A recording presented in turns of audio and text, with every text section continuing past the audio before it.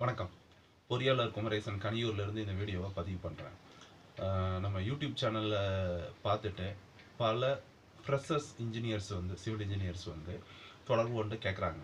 Sir, இந்த மாதிரி எனக்கு இந்த காங்கிரீட் போடுறதை பற்றி ஒரு வீடியோ போடுங்க சார். எப்படி எஸ்டிமேஷன் போடுறது அதை பற்றி கொஞ்சம் சொல்லித்தர மாதிரி ஒரு வீடியோ போட முடியுமா அப்படின்னு நிறையா பேர் கேட்குறாங்க. வாட்ஸ்அப்பில் வராங்க, டைரெக்டாக கால் பண்ணியும் அந்த மாதிரி ரிக்வஸ்ட்டு நிறையா வந்துட்டுருக்கு. இன்னைக்கு ஃப்ரெஷ்ஷாக படித்து முடித்த உடனே மார்க்கெட்டுக்கு வரக்கூடிய சிவில் இன்ஜினியர்களுக்கு நான் சொல்ல விரும்புகிறது என்னென்னா, குறைஞ்சபட்சம் ஒரு 3 வருடத்திலிருந்து ஒரு 5 வருடம் வரலும் ஒரு பெரிய நிறுவனமோ அல்லது சிறு நிறுவனமோ ஏதோ ஒரு நிறுவனத்தில் கிடைச்ச வேலையை செய்யணும். அதாவது இந்த சிவில் இன்ஜினியரிங் ஓரியன்டான ஒரு நிறுவனத்தில் தான் வேலை செய்யணும். அதை விட்டுட்டு நான் பிரிண்டிங் ஷாப்பில் போய் நான் வேலை செஞ்சேங்க, மெக்கானிக்கல் ஷாப்பில் வேலை செஞ்சேன், டெக்ஸ்டைலில் வேலை செஞ்சேன்னு செய்கிறது அது பொருத்தமானது அல்ல. பெரிய கம்பெனிங்க, அது ஒரு ஃபேக்ட்ரிங்க, அந்த ஃபேக்ட்ரியில் மெயின்டெனன்ஸ் வேலைக்காக நான் போய் சேர்ந்துருக்கேன் அப்படிங்கும்போது அங்கே நீங்கள் ஒருத்தர் தான் இருப்பீங்க. மெயின்டெனன்ஸுக்கு இன்ஜினியர் நீங்கள் ஒருத்தர் தான் இருப்பீங்க. அது என்னுடைய ரெக்கமெண்டேஷன் அல்ல.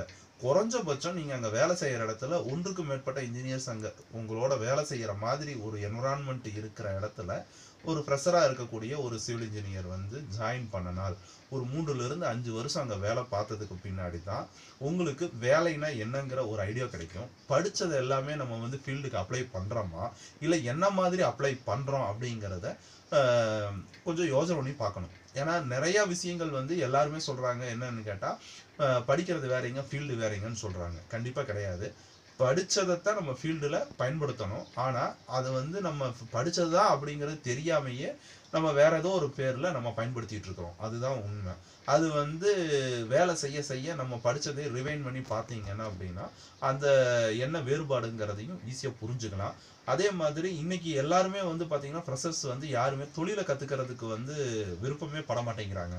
எடுத்த உடனே நான் எனக்கு எவ்வளோ சேலரி கொடுப்பீங்க, அந்த கம்பெனியில் இவ்வளோ கொடுக்குறேன்னாங்க, நீங்கள் எவ்வளோ கொடுப்பீங்கன்னு பேரம் பேசுகிறாங்க. இந்த பேரம் பேசுகிற கலாச்சாரம் தமிழ்நாட்டில் ரொம்ப அதிகமாகவே இருக்குது. ஒரு வியாபாரி கூடையில் வித்துட்டு இருந்தான்னா அவன்கிட்ட பேரம் பேச வேண்டியது.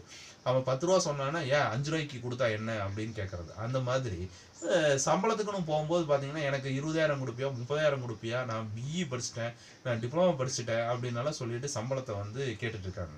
தொழில் தெரியாத உங்களை நீங்கள் இப்போ தான் படித்து முடிச்சோன்னே வெளியில் வரீங்க, தொழில் உங்களுக்கு என்னங்கிறதே தெரியாது. அப்படி இருக்கும்பொழுது அவங்ககிட்ட நீங்கள் சம்பளம் கேட்குறதே ஒரு பெரிய ஆச்சரியமான விஷயம்தான். நீங்கள் தான் அவங்களுக்கு காசை கொடுத்து நீங்கள் தொழிலை கற்றுக்கணும். முதல்ல ஒரு 6 மாதத்துக்கு எந்த விஷயமே உங்களுக்கு தெரியாது. அப்படி இருக்க செய்யல நீங்கள் எனக்கு இவ்வளோ சம்பளம் கொடுத்தா தான் நான் வேலைக்கு வருவேன் அப்படின்னு டிமாண்ட் பண்ணுறதாகவோ அல்லது அங்கே வேலை செய்கிற இடத்துல போய் கரெக்டாக வேலை செய்யாமல் இவ்வளோ சம்பளம் கொடுத்ததுக்கு இவ்வளோ வேலை செஞ்சால் போதுங்க அப்படிங்கிறதோ இந்த மாதிரி ஒரு நெகட்டிவான தாட்ஸ் நிறையா சிவில் இன்ஜினியர்ஸ் ஃப்ரெஷர்கிட்ட நான் கண்கூட பார்த்த என்னுடைய அனுபவம் இது. அதனால நான் உங்களுக்கு சொல்றது என்னன்னு கேட்டால், தயவு செய்து ஒரு கம்பெனியில் குறைஞ்சது ஒரு 3லிருந்து ஒரு 5 வருடம் வேலை செய்யறதுக்கு பாருங்க. ஒரு கம்பெனியில் குறைஞ்சபட்சம் ஒரு 2 வருஷத்துக்காவது வேலை செய்யுங்க. நீங்கள் வேலைக்கு சேர்ந்த 3 மாதத்துக்கு நீங்கள் என்ன வேலை செஞ்சீங்கனாலும் உங்கள் வேலையினால ₹1 லாபம் கூட அந்த முதலாளிக்கு வரப்போகிறது கிடையாது. நீங்கள் அந்த கம்பெனியில் நீங்கள் ஃபிட் ஆகணும், அந்த இடத்துக்கு நீங்கள் சூட்டபிள் ஆகணும், அந்த வேலைக்கு சூட்டபிள் ஆகணும், அங்கே வேலை என்னங்கிறத நீங்கள் புரிஞ்சுக்கணும். அப்போ தான் உங்களால ஒரு ப்ரொடக்டிவிட்டி அந்த உங்களுக்கு சம்பளம் கொடுக்கக்கூடிய காசை அந்த முதலாளி லாபத்தை எடுக்க முடியும். நீங்கள் போன உடனே எனக்கு இவ்வளோ சம்பளம் வேணும் அவ்வளோ வேணும் அப்படின்னு சம்பளத்தை மட்டும் பார்க்குறவங்க நீங்கள் தொழிலை கற்றுக்க போகிறதும் இல்லை. நீங்கள் தொழிலை கற்றுக்கிட்டு அவங்களுக்கு நீங்கள் வேலை செஞ்சு கொடுத்ததுனால அவங்களுக்கு ஏதாவது லாபம் வருமானு கேட்டால் அதுவும் கிடையாது. அவங்க ஏன் உங்களுக்கு சம்பளம் கொடுக்கணும்? அவங்களுக்கு வருமானம் வர மாதிரி நீங்கள் வேலை செஞ்சீங்கன்னா தானே அவங்க அந்த லாபத்திலிருந்து தானே உங்களுக்கு சேலரி கொடுக்க போகிறாங்க. அந்த மாதிரி சிந்திக்கணும். அடுத்து இன்னொன்று, இந்த சிவில் இன்ஜினியர்கிட்ட இருக்கக்கூடிய ஒரு கெட்ட பழக்கம் ஒன்று இருக்குது. அது பல பெரிய நிறுவனங்கள்லேயே இந்த கெட்ட பழக்கங்கள் இருக்குது. அதாவது என்னன்னு பார்த்தீங்கன்னா, லேபர் பில்லு, மெட்டீரியல் பில்லு, இந்த 2 பில்லுலையும் போலித்தனம் நிறையா பண்ணுறாங்க. அது வந்து ஒரு கேள்விக்குறியான விஷயம். அவங்களுடைய வளர்ச்சியை கெட்டு போகுதுங்கிறத பத்தி அவங்க கொஞ்சம் கூட சிந்திக்கிறதே இல்ல. ஏன்னா சீனியர்ஸ் பண்றாங்க, நானும் பண்றேன். அவங்க வந்து லேபர்ட்ட கமிஷன் வாங்கிறாங்க. லேபர் பில் எழுதும்போது குவான்டிட்டி சேர்த்து எழுதி குடுத்து பண்ணிர்றாங்க. இல்ல அந்த வேலை, இந்த வேலைன்னு ஏதோ ஒரு வேலைய போட்டு பேர்ல பில்ல வாங்கிறது. மெட்டீரியல் சப்ளையர் கிட்ட வந்து கமிஷன் வாங்குறது. இந்த மாதிரி ஒரு ஃபோர்ஜரித்தனம் வந்து அதாவது இது வந்து அரசாங்கத்துல மட்டும் ஊழல் நடக்கலைங்க. பிரைவேட் கம்பெனிலையும் கூட ஒரு மிகப்பெரிய ஊழல் எல்லாம் வந்து கார்ப்பரேட் கம்பெனிலே நடந்துகிட்டு இருக்குது. அப்படி அந்த கார்ப்பரேட் கம்பெனி லெவலுக்கு நீங்க இந்த ஊழல் நடக்குதுன்னு சொல்றேன். ஏன்னா இந்த நீங்க கமிஷன் வாங்குறீங்க அப்படின்னு கேட்டா அந்த பொருள் வந்து சரியா தப்பா அப்படிங்கிறத பத்தி நீங்க சிந்திக்கவே மாட்டீங்க. நீங்க வந்து யார் கமிஷன் குடுக்குறாங்களோ அவங்கள தான் நீங்க சரி அப்படிங்கிற மாதிரி பேச போயிருவீங்க. அப்ப வந்து நீங்க நல்லது கெட்டதை தெரிஞ்சுக்க முடியாது. நாளைக்கு நீங்க சொந்தமா நீங்க ஒரு கம்பெனியை நிறுவனத்தை வந்து நீங்க ரன் பண்ணணும் அப்படின்னு பார்த்தீங்கன்னா உங்களுக்கு அந்த சப்ளையரோ அந்த லேபரோ வந்து அவ்வளவு நாணயமா உங்ககிட்ட இருப்பாங்களாங்கிறது வந்து கேள்விக்குறிதான். ஒரு ஒரு வகையில பார்த்தீங்கன்னா இந்த மாதிரி லஞ்சம் வாங்காம இருக்கக்கூடிய இன்ஜினியர்ஸுக வந்து நல்ல லெவலுக்கு அடுத்த லெவலுக்கு போக முடியும். உங்களுக்கு வந்து சரி தப்பு என்னங்கிறத கண்கூட பார்க்க முடியும். நீங்க லஞ்சம் வாங்கிட்டு ஒரு வேலையை நீங்க செய்யறீங்க அப்படின்னு கேட்டா அந்த வேலை வந்து கண்டிப்பா சுத்தமா இருக்காது.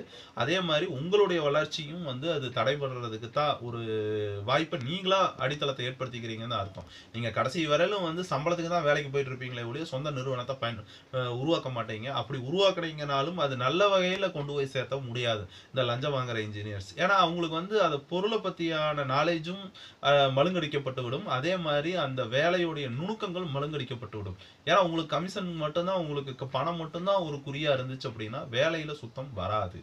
இது வந்து என்னுடைய தாழ்மையான கருத்து அல்லது வேதனைப்படக்கூடிய கருத்து. ஏன்னா சிவில் இன்ஜினியர்ஸ் வந்து நிறைய நிறுவனங்கள்ல இந்த மாதிரி தவறுகள் பண்ணிட்டு இருக்காங்க அப்படிங்கிறது வந்து கண்கூட பார்த்த அனுபவம் எனக்கு இருக்கு. அதனால வந்து இதை ஒரு ரிக்வஸ்டா சொல்றேன். நீங்களும் அதை பார்க்குறவங்களும் கொஞ்சம் இந்த மாதிரி நடந்துக்காம இருக்கிறதுக்கு பாருங்க. ஏன்னா தப்பு செய்யறது வந்து சகஜம். ஆனா அந்த தப்பு மேல பாதிக்கப்படக்கூடியது யதார்த்தமான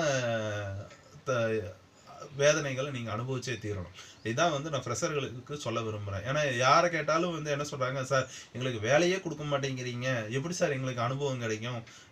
கேட்கும் போதெல்லாம் எக்ஸ்பீரியன்ஸ் கேண்டிடேட்டா கேட்டீங்கன்னா எப்படி நான் வேலை எப்படி நாங்க எங்களுக்கு கிடைக்கும் அப்படின்னு நிறைய பேர் எங்ககிட்ட ஒரு வார்த்தையாவே சொல்றாங்க. வேலை கொடுத்து பாருங்க அப்படின்னு கேட்குறாங்க. ஆனா வேலை கொடுத்து பாருங்கன்னு கேட்கக்கூடிய அந்த ஃப்ரெஷர்ஸ் இன்னும் ஒரு 6 மாசமோ 1 வருஷமோ போனதுக்கு பின்னாடி நாங்க எங்களுக்கு இவ்வளோ எக்ஸ்பீரியன்ஸ் இருக்குதுங்க, எனக்கு இவ்வளோ சேலரி கொடுங்கன்னு சொல்லிட்டு கெத்தா கேட்குறவங்க நீங்க எவ்வளவு கத்துக்கிட்டீங்க, என்னத்தை தெரிஞ்சு வச்சிருக்கிறீங்க?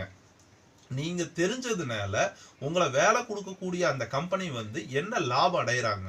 அவங்க லாபம் இல்லாம உங்களுக்கு சம்பளம் கொடுத்து வைக்க முடியாது. ஸோ லாபம் கிடைக்குதுங்கிறத விட நட்டம் கிடைக்காம பார்த்துக்கிறது வந்து ஒரு இன்ஜினியரோட வேலை. ஒரு பொருள் லாஸ் ஆகாமல் இருக்கணும். லேபர்கிட்ட வேலை வந்து கரெக்டாக வாங்கி அவுட் அண்ட் கொடுத்தா தான் வந்து அந்த கம்பெனிக்கு வந்து ப்ராஃபிட் கிடைக்கும். ஸோ நம்ம அதெல்லாம் பண்ணாமல் எனக்கு சம்பளம் மட்டுமே வேணும் அப்படின்னு நினச்சி யாராவது இன்ஜினியர்ஸ் இந்த ஃபீல்டுக்குள்ளே வந்தீங்கன்னா நீங்களும் நல்லா இருக்க முடியாது, ஏற்கனவே இருக்கிற கம்பெனியும் நல்லா இருக்காது. இந்த ஃபீல்டே மொத்தத்தில் கொலாப்ஸ் ஆயிரும். மொத்தத்தில் சிவில் இன்ஜினியர்களுக்கு வந்து பேர் வந்து கெட்ட பேர் தான் வந்துட்டு இருக்கு. ஸோ நல்லபடியாக சிந்திங்க, நல்லதே நினைங்க, நல்லதே நடக்கும். நன்றி, வணக்கம்.